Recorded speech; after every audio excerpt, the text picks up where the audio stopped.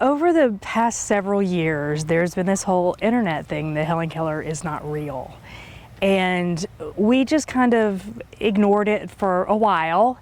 And we'd post stuff on Facebook about the show, and it was no big deal. And last year, we decided to really to get more people here, because social media is a tool that we can use to advertise.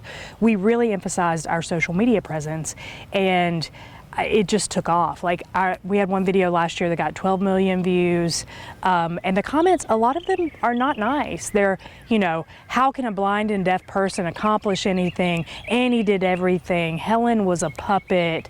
It was just crazy. And so we've now taken that as a challenge, that it's part of our mission to help combat the misinformation that's out there, because Helen Keller was very real. She lived right back in that house. We have family members who come to the show every year who knew her. She died 9 years before I was born. She was very, very real.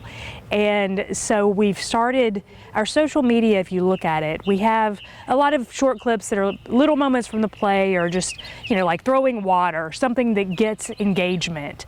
But then after that, we'll post one that's got some historical significance. Like last summer, Anna, who plays Annie, and I went to Boston and to Tewksbury, the asylum where Annie grew up. So we went on a whole Helen Keller tour in the Northeast and made a lot of content from that. We're still sharing some of it this year. So we're using our social media as a way to get engagement, but then also to educate people about the truth, which is Helen Keller and Anne Sullivan were two incredible, intelligent women who accomplished a great deal against tremendous odds.